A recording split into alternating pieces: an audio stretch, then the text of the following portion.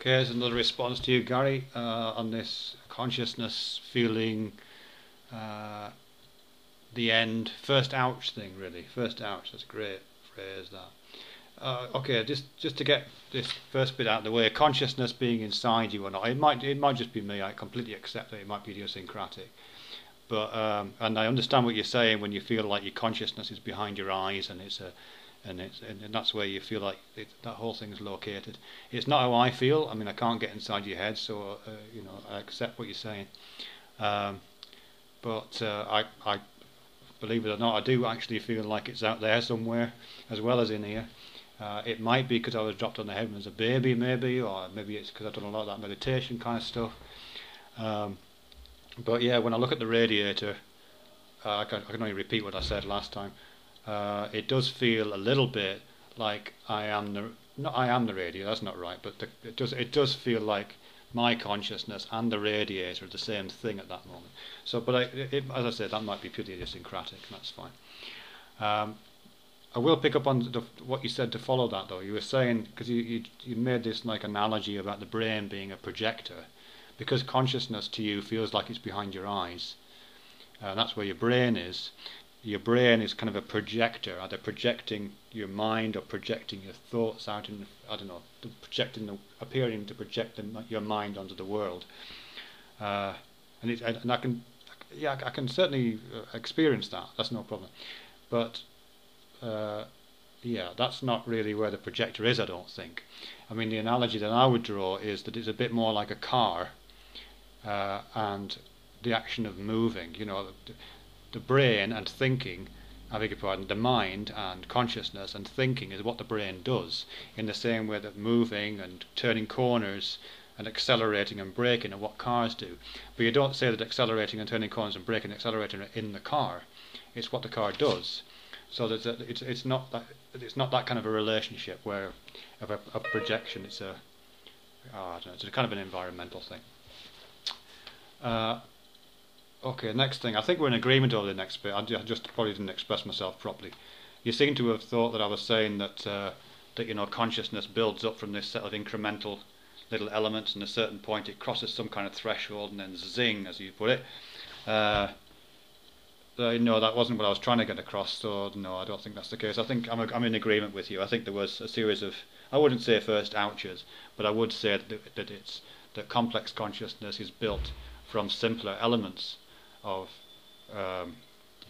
subconscious. I don't mean subconscious in a kind of Freudian sense, but the simpler elements of consciousness, like reflex arcs or like primary sensations, or maybe something like ouches. But there's a kind of cacophony of those kind of things going on, which is what we're feeling. I think it's like that.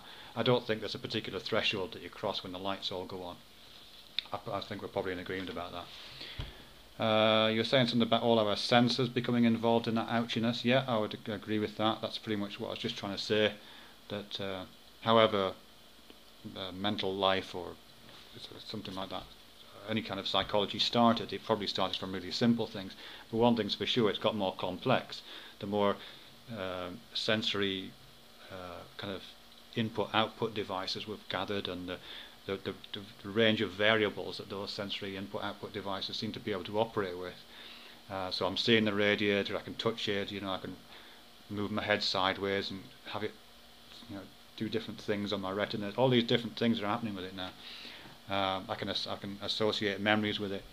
So yeah, and I think that does. Yeah, I think I'm just agreeing with you there, really.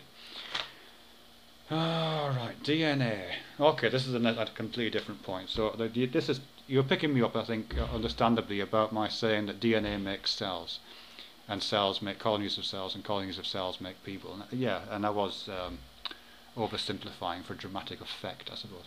But what I think is important, though, is that DNA isn't static. The DNA that was around when the first cells were produced is not the same DNA that's in our body. DNA has changed just as we've changed, and the scripts that DNA carried then, way back when, which produced single cells, are different from the DNA that produced simple multicellular organisms, and different to the ones that produced reptiles, are different to the ones that produced more complex animals, but different to the ones that produced early primates, and it's different again from the ones that are producing us.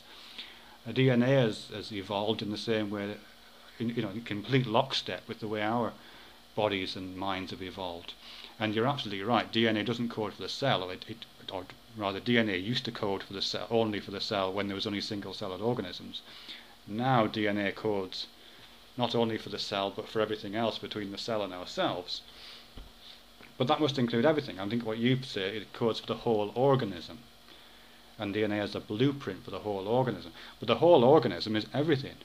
The whole organism includes my ability to say these words that I'm doing now, my ability to look out in the rain outside my window, and all this stuff with the radiator. And yes, of course, my ability to smash another organism's head in with a stone if I should choose to, or to exert empathy and do those kind of things, which seem to be as programmed into the blueprint as everything else.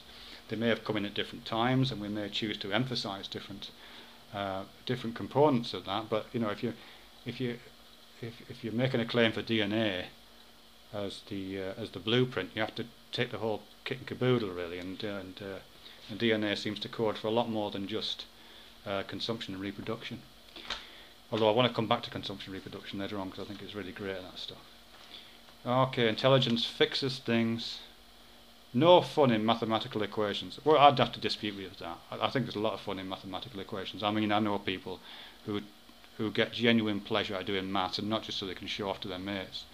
I mean, I get a lot of pleasure in maths, believe it or not, and I do maths in my spare time, sometimes just for fun and pleasure. And I know a lot of people who do exactly that kind of thing with no thought of anything else other than it gives pleasure. Just the sort. I think I've mentioned this in another video actually. Just solving problems is pleasurable. Now, obviously, I guess that's built out of a whole millennia of history of solving problems, which were initially problems of as you put it, consumption and reproduction. But now the problem solving seems to have free floated as a kind of abstract possibility that we have, and we seem to take fun and profit from it. So yeah, it used to solve the problem of our survivability, is the phrase, but now we can do whatever we want with it. And I think that's your phrase. It used to solve the problem of survivability, and now we can do whatever we want with it. You know what I mean? So DNA somehow acquired a we there in the process, and gave us the opportunity to do, well, I wouldn't say anything we want to do with it, but within limits. Certainly more than the double helix on its own could do. Intelligence, look at the whole maze game. Computer about rats. Oh, I love this image. Rats chasing cheese through mazes, or horny little beasties chasing cheese through mazes, or something like that. Yeah. I'll tell you what that made me think of. And you kind of refer to the same image a bit later on. You're talking about, I don't know, nature being made of consumption and reproduction, which is pretty much the same thing. Yeah, I would concur with that. I think that's absolutely right. All those reflex arcs and those stimulus response loops and the associative possibilities undoubtedly originate in the ones that drove us towards the stuff that you've talked about.